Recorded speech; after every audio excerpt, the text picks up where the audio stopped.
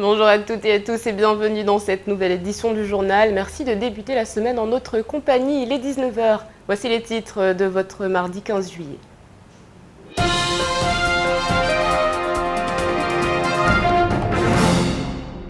L'Agence de l'Outre-mer pour la mobilité dans la tourmente, c'est ce qui est révélé par nos confrères du JDM.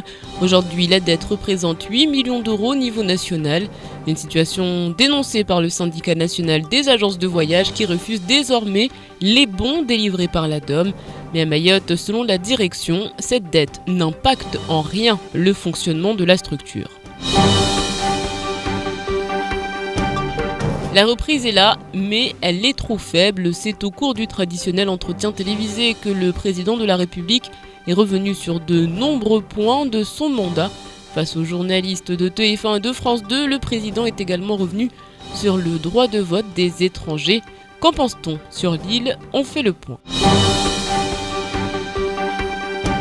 Et puis, grandes vacances oblige, c'est le grand retour de Air Peut-être. Air Madagascar exaspère les voyageurs qui veulent partir en vacances. Retard, annulation, peu de communication. Certains voyageurs ont mis 2 voire 3 jours avant de pouvoir partir du territoire.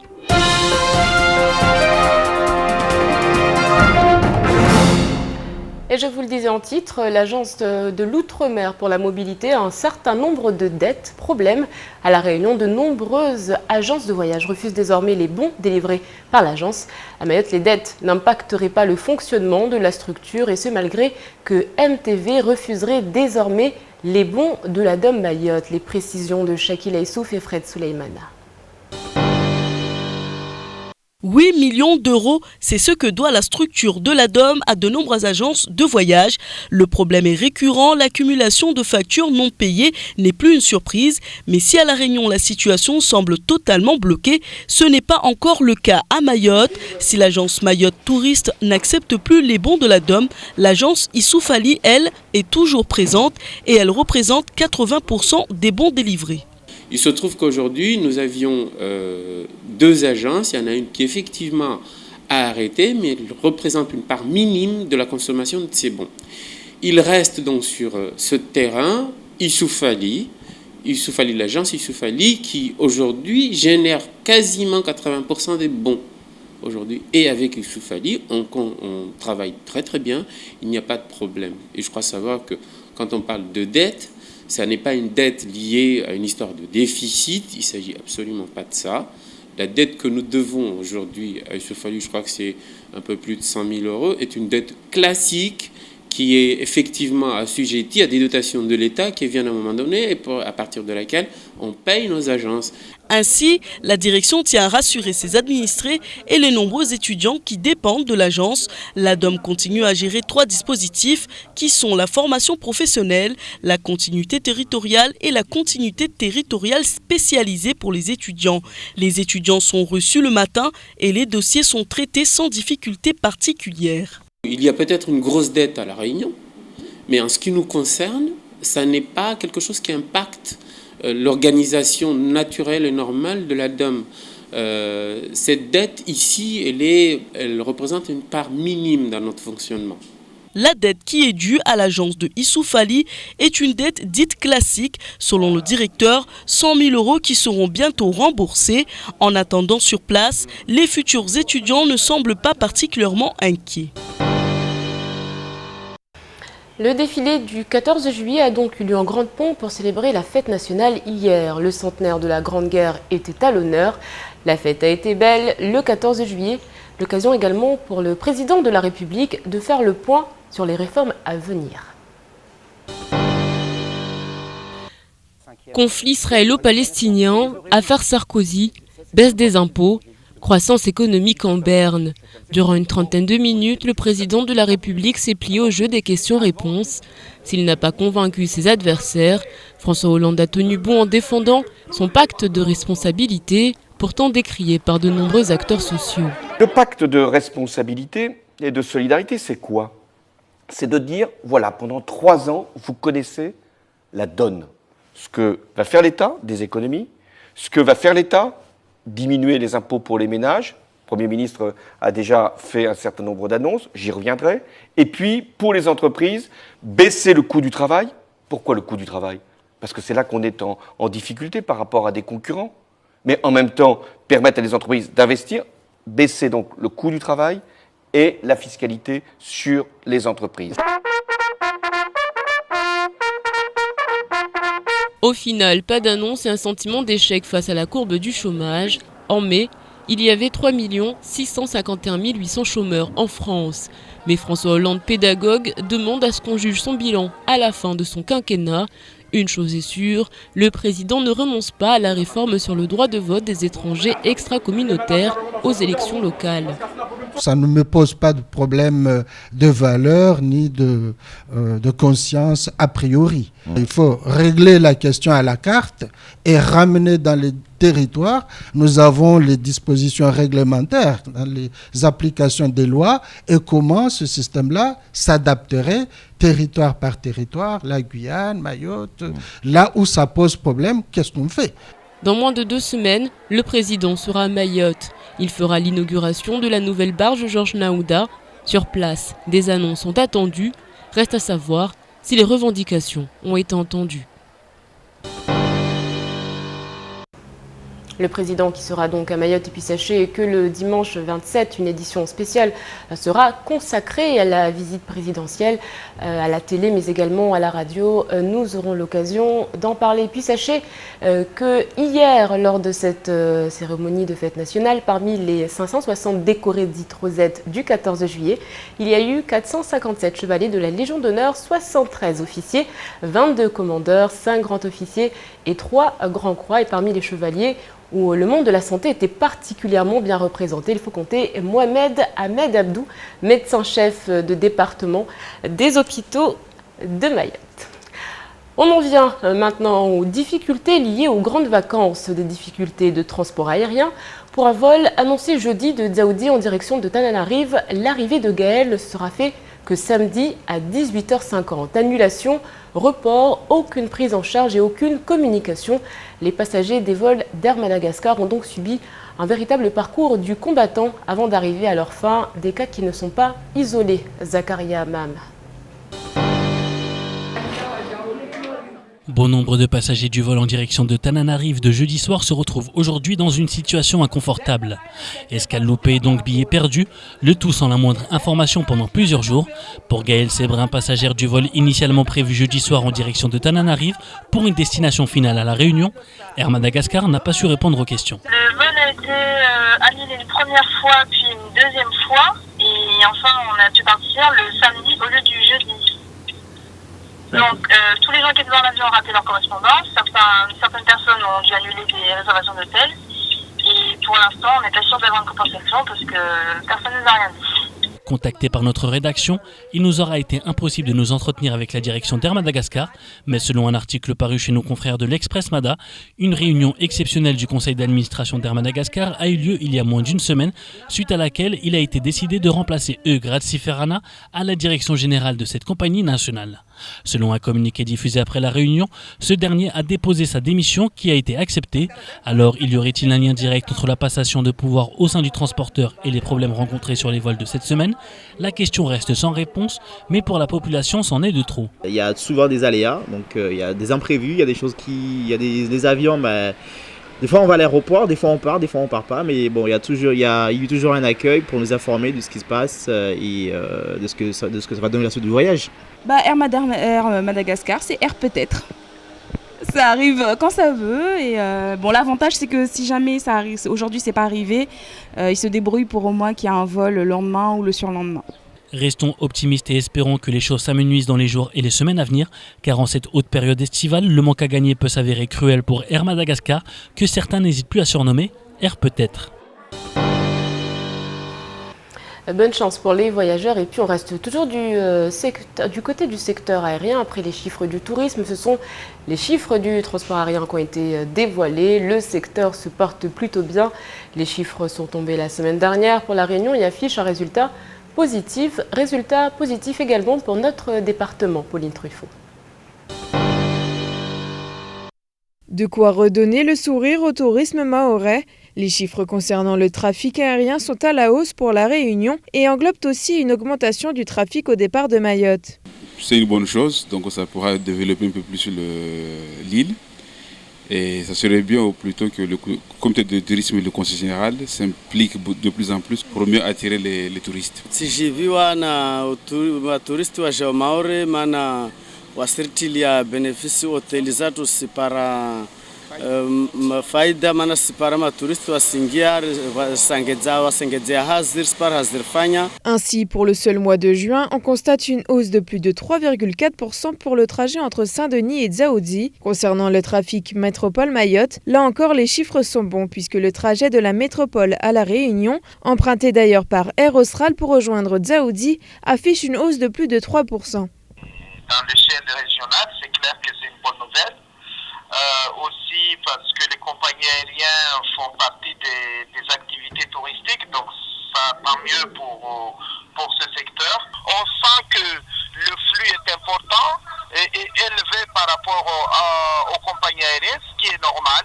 Les Mahorais peuvent être ravis, le tourisme à Mayotte se porte bien. On attend donc avec impatience les chiffres de 2014 qui devraient certainement surpasser les 52 000 voyageurs de 2013. Nous en sommes au 17e jour de Ramadan. Pendant ce mois saint où la rupture du jeûne reste le moment le plus important de la journée, repas en famille et grandes tablées risquent de se faire de plus en plus rares. En effet, après les songes et les bouteilles de gaz, ce sont les oignons qui se raréfient, Zakaria même. En 2008, dans le cadre de la coopération régionale avec les Comores, la Sodifram importait près de 500 kg d'oignons en provenance d'Anjouan et il serait convenable que l'action se réitère dans les jours à venir, soit 6 ans après. En effet, le mal est là, les oignons se font rares et chez Sodifram, l'achat est même limité. Un réel problème en cette période de Ramadan où l'oignon possède une place toute particulière dans l'alimentation mahoraise. Normalement, il y a un changement de bateau. Avant, le bateau il vient 2 fois par mois, maintenant il est changé à 7 fois par mois. C'est pour cela que les produits à Madagascar, ça vient cher. Donc aussi on trouve les oignons, ça vient par avion, c'est-à-dire que ça vient très cher. Tandis que certains magasins accusent le coût, d'autres revendeurs n'hésitent pas à afficher des prix irrationnels de 6 à 8 euros le kilo. Un prix absurde selon la population qui, face à cette augmentation, ne peut que se plier. Au niveau de la Sodifram, c'est que nous, notre fournisseur à Métropole, a eu des soucis au niveau des oignons. Et à partir de là, nous avons eu de retard, en tout cas de livraison d'oignons à Mayotte, ce qui fait que ça se fait sentir dans tous les magasins. Donc il ne s'agit pas seulement de la Sodifram également, mais nos partenaires également, fournisseurs, je dirais grands distributeurs, ont les mêmes soucis parce que c'est un problème qui ne concerne pas seulement notre fournisseur, mais c'est un fournisseur plus ou moins général qui fournit Mayotte, mais qui fournit également l'océan Indien. Des solutions doivent être rapidement trouvées. Rappelons que l'île vit un mois de juillet difficile et comptabilise déjà sa 3e pénurie après le songe et le gaz. Un problème qui ne peut pas être pris à la légère. Et puis sachez que ce mercredi, 1 tonne d'oignons devrait arriver de Madagascar par avion, suivi de 3 tonnes en provenance de l'île Maurice par conteneur en bateau. Une dernière livraison arrivant de métropole devrait arriver dans la foulée, une pénurie qui pourrait donc trouver sa fin dans les prochains jours. Si tout se passe bien évidemment. On reste du côté du Ramadan puisque, je vous le disais, le foutari est un moment convivial, familial. Il se décline désormais. Le foutari que nous allons vous présenter est quelque peu particulier, direction Timkoura avec la madrasa Mabanati Swalhamia qui a préparé le repas du jeûne pour la mosquée du vendredi. Et pour ne rien perdre de l'esprit du voulé typique de Mayotte, une grillade géant a eu lieu. Shakila Essoufé et Fred Soleimana étaient sur place. Les mamas de la madrasa Mahabati Swalamia de Timkoura sont actives et mobilisées pour préparer un repas digne de ce nom pour les pères de famille et maris du village. Au sein de ce rassemblement règne une ambiance de fête et de solidarité. Il faut dire que les mamans n'ont pas épargné leurs efforts et ont donné de leur personne.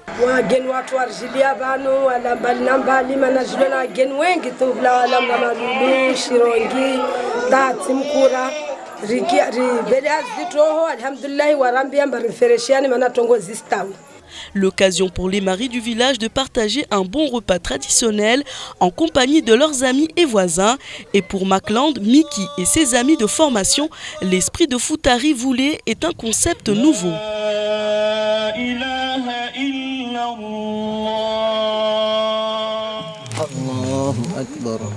L'idée de faire un Futari Voulé m'est venue en 2011 quand je suis revenu à Mayotte. C'est aussi un moyen de sauvegarder la tradition parce que en fait, avant, il faut se dire qu'il n'y avait pas les centres commerciaux. Avant, les gens, ils allaient dans les taubes à la campagne et ils jeûnaient comme ça. Et donc, c'est aussi un moyen de montrer qu'il n'y a pas que le confort de la maison qui nous permet de garder notre tradition et surtout notre islam. Des moments inoubliables, uniques et de partage à vivre pendant le mois de Ramadan. Et en plein Coupe du Monde, l'événement rend ce mois de Ramadan 2014 encore plus spécial pour les Mahorais de l'île aux Lagons. Il est 19h15, place à l'actualité en bref dans votre journal.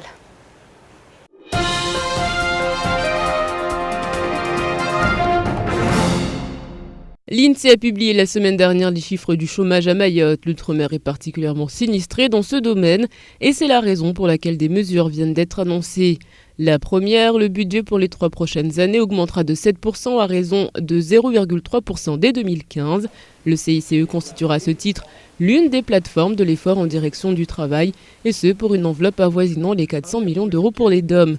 Mercredi dernier, le Premier ministre Manuel Valls a promis d'être attentif aux Outre-mer dans les prochains arbitrages budgétaires.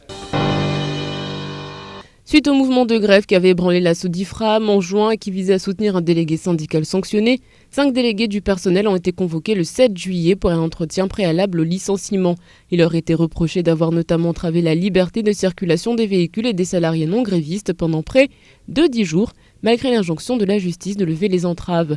Le syndicat Force ouvrière à l'échelle nationale, voyant que 5 de ses délégués étaient directement pointés du doigt et montés au créneau, écrivant un courrier à la direction, courrier doublé par un second envoi le 10 juillet qui indique notamment « Si vous persévérez dans cette voie, nous prendrons toutes les mesures nécessaires à la mise en place d'une grève illimitée. Si les sanctions prises à l'encontre des 5 délégués syndicaux sont considérées comme étant trop lourdes, il faudra s'attendre à de nouvelles perturbations au sein de l'entreprise. »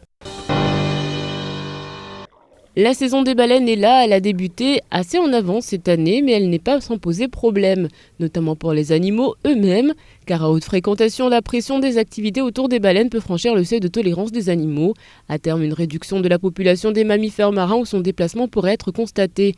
Pour que tout se passe au mieux, le parc naturel marin a mis en place une formation à destination des opérateurs touristiques et de leurs pilotes.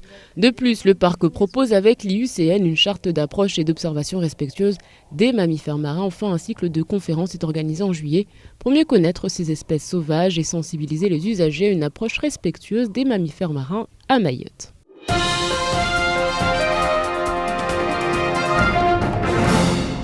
Plus que 2 mois avant que la compétition du Dark Dog Moto Tour ne commence. On ne présente plus cette compétition de moto et encore moins nos représentants. Vendredi soir, une soirée en l'honneur de nos motards était organisée, une soirée à laquelle Pauline Truffaut et Abbas Alidi ont participé. Il s'apprête à bientôt s'envoler en direction de Paris pour ce rallye de 8 jours à travers la France. Il avait déjà participé au Dark Moto Tour 2013, alors Florian Delpiaz, président de l'association Team Hippocampe, sait à quoi s'attendre. Je me sens très bien. Je pète la forme, tout va bien. On arrive à la fin de tous les préparatifs. Ça a été très très dur. Personnellement, j'espère faire mieux. Après, au niveau de mes collègues, je pense aussi. Maintenant, on a l'expérience. Donc ça va être beaucoup plus simple pour entamer cette belle aventure. Plus de 200 motards vont participer à cette 12e édition et parcourir près de 2500 km. Pour nos représentants, l'organisation était de taille. Rien n'aurait pu se faire sans le soutien des sponsors qui ont voulu les accompagner et les pousser à participer à cette épreuve. On a trouvé leur idée originale et marrante, donc comme on est plein de fun, allons-y. Ils ont la chance d'y aller, on est de tout corps avec eux et on espère qu'au niveau place, ils vont cartonner tout le monde. Les motards de Mayotte espèrent par cette action développer davantage le parc moto et favoriser l'essor de cette passion du deux roues qui ne cesse de croître depuis environ 3 ans. Le milieu de la moto a donc un bel avenir qui s'offre à lui, dans l'espoir que les professionnels soutiennent cet effort. Et puis sachez que les caméras de Quasi sont embarquées sur ce Dark Dog Moto Tour, des images que vous retrouverez donc prochainement sur KTV. En attendant, il est l'heure pour nous de faire un point sur l'actualité et cette fois-ci, c'est en maoré.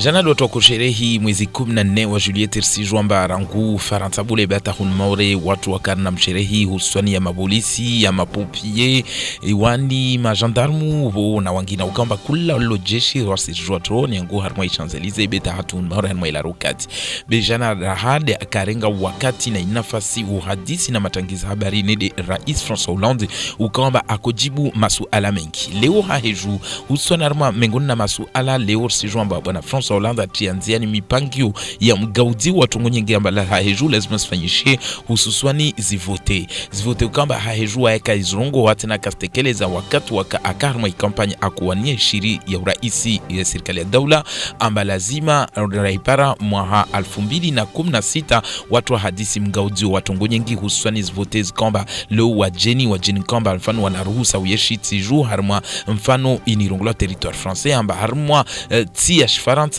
kula mjeni ukamba leo mfano anai karatasi ya uyeshi baisha tside uranja wa Faransa be lazima haiju amba avolurusa avote wajau harmwa zvote safike tongo ikamba kweli kaiti ya kuchukuchu watu kamba wakaitomboresha be haiju ini tongo kamba ya uhadisiwa ya utekelezewa mbedi na assemble na mapaya mawakala mabule ata ikubalishie ne kama tongo mkubalishia mana haiju ini tongo kamba itokana tanafu leo si jwamba wairaha atobenza harno mgaudio zini kamba lazima sifanyishihe vutuenziani vanita utalebani vutuini rongolo pacte de responsabilité zini tongo kamba pia leo taja hadi za husu unono za husu mashababi na wanahirimu za husu leo watu waduhazi zini pia haiju lazima hadisiwe bekala kabla watu regea misutuni ambaye yaika mwa 2017 zina atobenza hadisiwe safike tongo kamba yeba kweli hulmaure sokana tanafu harma tongo zini pia ukamba akuzijibu watu wengi hauju nzoma majawabu kamba lazima wayapare hae swafi mnofu na ika awasili hatuhunu be yeba wakatatoja hatuhunu atokana inafasi hujibu masuala norde hiyo mana arsijwa mbatongo za husu leo mvoteo wani kwamba wajeni waishiwa atiju baisha wana zikaratasa uzuruhusa zuwaba uruhusa waisha na tiza Faransa yeba wani lazima walisho wavote tongo kwamba lor sijwa mba kula shama ya siasa kwamba ya kinyume leo mfano na ishama ya Parti Socialiste haujui tongo kwamba mkinishia itombolewesha safike majawabu raha karata rahul maure be eba nekahe ja watu watopara majawabu mnofu za hudunga.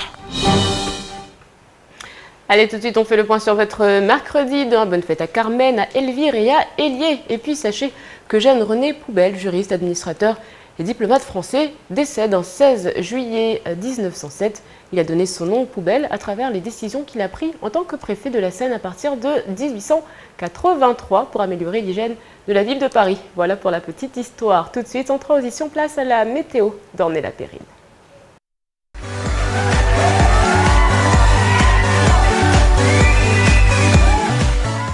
Bonsoir à tous, voici les prévisions de votre mercredi 16 juillet. La journée se déroule sous un ciel encombré de nuages avec un petit risque d'ombre. Dans l'après-midi, le vent souffle du secteur sud-est à sud de 10 à 30 km/h. La mer est un peu agitée au nord et agitée au sud de l'île. La température maximale sera de 29 degrés, la température minimale sera de 23 degrés. Il fera 26 degrés à Trévani, 26 degrés à Dzaouzi, 29 degrés à Bandrélé et 27 degrés à Bouéni. Le soleil se lèvera à 6h24 et se couchera à 17h46. La marée sera haute à 6h42 et 18h57 et basse à minuit 33 et 12h48. Merci à tous et surtout à demain pour un nouveau bulletin météo.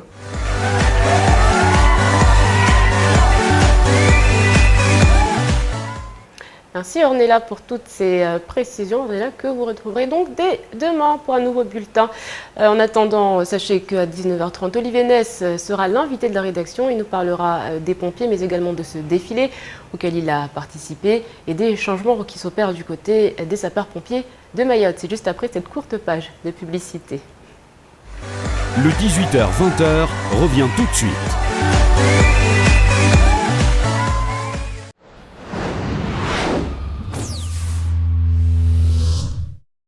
Découvrez la liberté mobile réinventée par Only.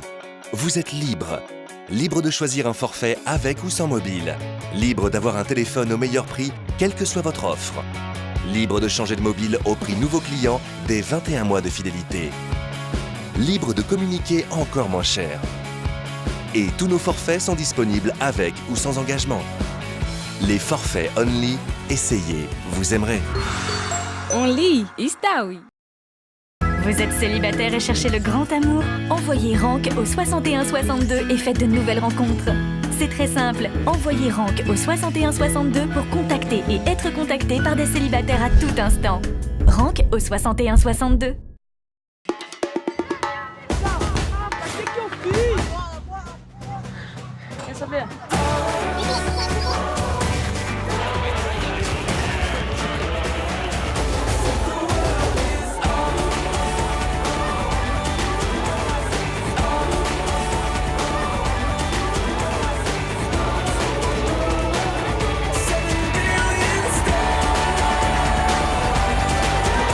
Rafraîchissez-vous avec les bouteilles de Coca 1 litre en verre pour tenter de gagner des lots sous le bouchon. Du 1er juin au 31 juillet.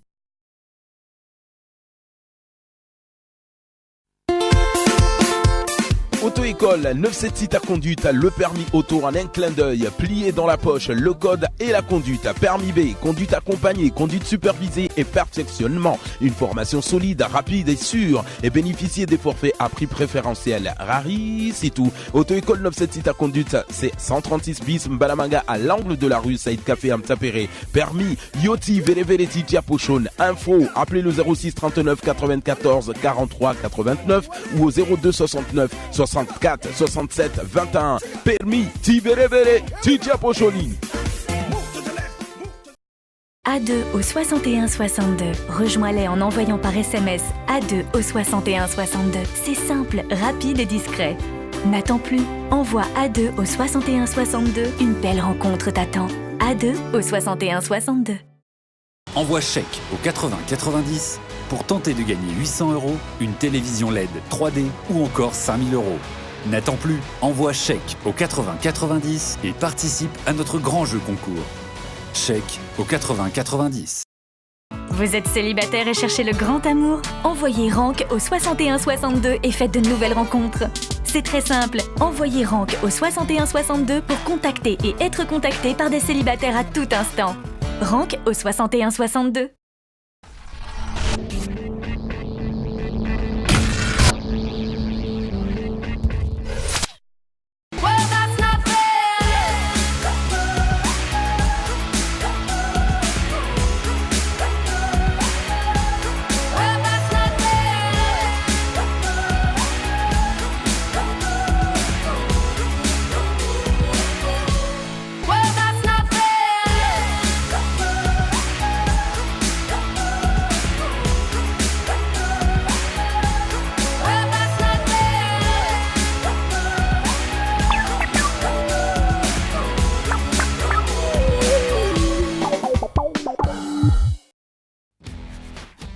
Sur KTV, tous les jeudis à 20h, Dominique reçoit les acteurs de la vie locale.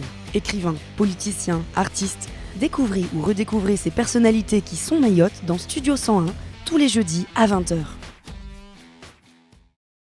Retrouvez vos programmes quotidiens en direct sur KTV. 14h30, vous avez rendez-vous avec Camar et son Banga Bordel. Du banga et du bordel. 17h, c'est l'heure de JC et son ambiance tropicale. Chaleur garantie. 18h, c'est l'heure de la bonne humeur, avec Dominique Georges et toute la clique en live. 19h, c'est le journal présenté par Abi Saïd Adinani. 40 minutes d'infos 100% Mayotte. 19h40, toujours de l'info, mais à la sauce Camar. 21h40, c'est l'heure de vérité, avec Temps de parole, proposé par Patrick Millan. 6 heures de programme frais par jour. Qui dit mieux? KTV, c'est vous qui voyez. L'actualité vue par Camar, c'est dans le faux journal. Enfin, des fois c'est faux, mais c'est un peu vrai quand même. Enfin non, enfin si. Enfin, c'est pas totalement faux tout ce qu'il dit, mais c'est pas totalement vrai. Enfin, c'est le faux journal quoi. Tous les soirs à 19h40 dans le 18-20h. Quoi? Vous avez pas voté pour moi?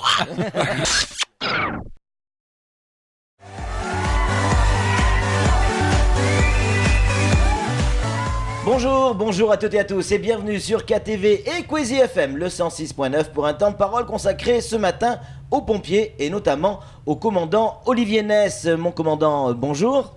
Bonjour. Alors, pour revenir, commandant Olivier Ness, on pourrait presque vous appeler lieutenant-colonel, hein, parce que selon nos informations, c'est presque fait. La réglementation, elle dit quoi concernant le brûlis? Parce que le brûlis, vous l'avez juste évoqué, mais j'aimerais qu'on y revienne un petit peu en détail. Pourquoi? Parce qu'il y en a un peu partout du brûlis. Effectivement, on veut brûler certains déchets, on veut aussi brûler parce que il y a des zones en jachère, etc., etc. Il y a une réglementation. Aujourd'hui, on est département, on doit l'appliquer. Elle dit quoi, cette réglementation?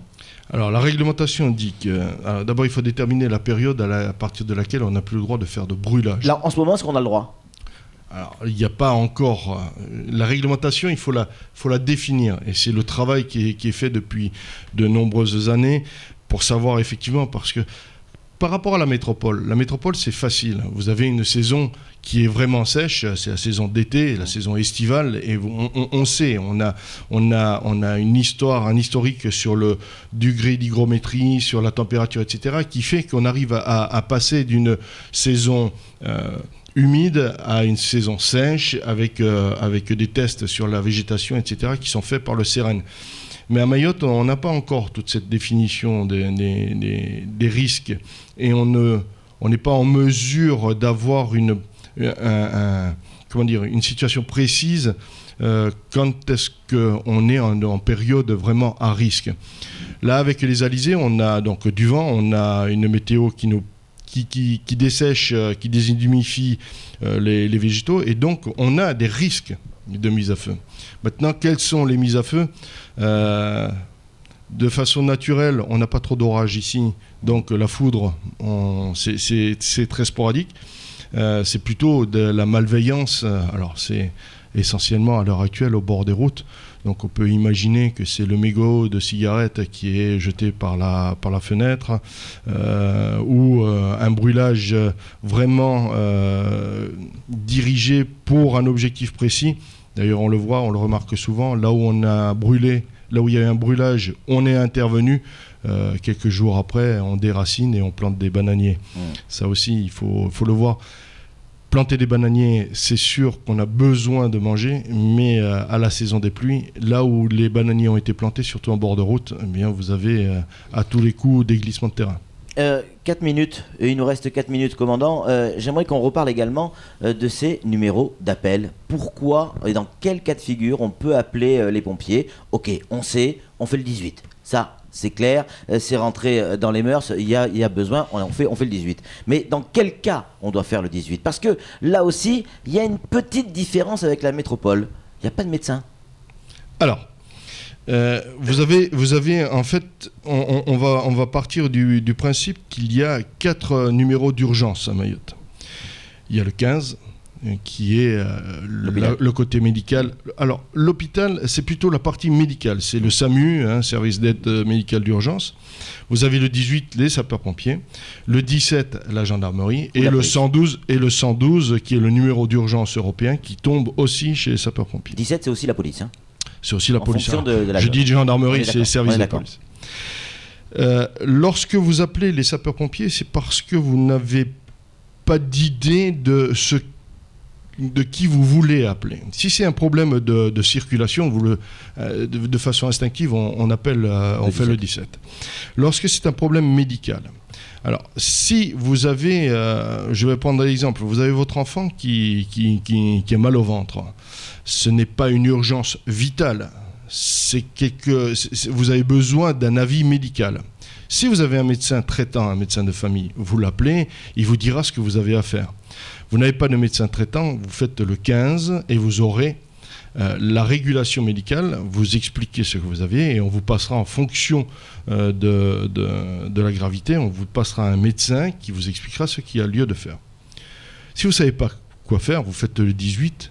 Le 18, les sapeurs-pompiers, le centre de traitement de l'alerte à Mayotte, qui est quand même un outil performant, va permettre à l'opérateur d'abord de vous poser un certain nombre de questions, de localiser votre lieu de résidence là où vous êtes, et en fonction donc de la gravité dans la discussion, eh bien il va pouvoir faire ce qu'on appelle une triangulation, c'est-à-dire mettre l'appelant avec le SAMU, avec le service d'aide médicale d'urgence, donc avec un médecin. Et donc, il va y avoir une conversation à trois. Essentiellement, à ce moment-là, le sapeur-pompier, lui, est muet, il ne fait qu'écouter. Et donc, il y a une conversation qui est faite entre l'appelant et le service d'aide médicale d'urgence. Et à ce moment-là, le médecin décide, puisque c'est l'avis médical qui prime, décide si on intervient ou pas. Souvent, on dit, il nous reste 2 minutes, souvent on dit les pompiers, c'est les taxis rouges. Il y a des abus sur les appels, selon vous ?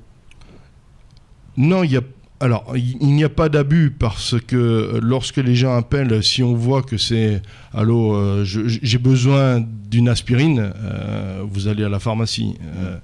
Par contre, le fait de la population qu'il y a sur Mayotte et le fait que le développement des ambulanciers privés n'est pas encore à taille du besoin, eh bien, il faut bien transporter les malades. La réglementation stipule que les sapeurs-pompiers ne font pas ce qu'on appelle le domicile, c'est-à-dire tous les malaises et les interventions à domicile. Normalement, c'est du domaine du SAMU et des ambulanciers privés. Là, en l'occurrence, à Mayotte, on est obligé, par manque et par carence, de prendre ces opérations en compte. Bah écoutez, on va suivre tout ça de près, parce qu'il y a encore plein de conseils à donner, plein d'explications. Si vous en êtes d'accord, et si vous êtes encore là, on renouvellera ce genre de petite intervention qui peut pas faire de mal, Sam. Rappeler les premiers gestes et en termes d'appel, ça fait du bien de l'entendre à nouveau. En tout cas, merci beaucoup, commandant Ness, d'être venu sur ce plateau. C'est tout pour ce temps de parole. Tout de suite, la suite de nos programmes.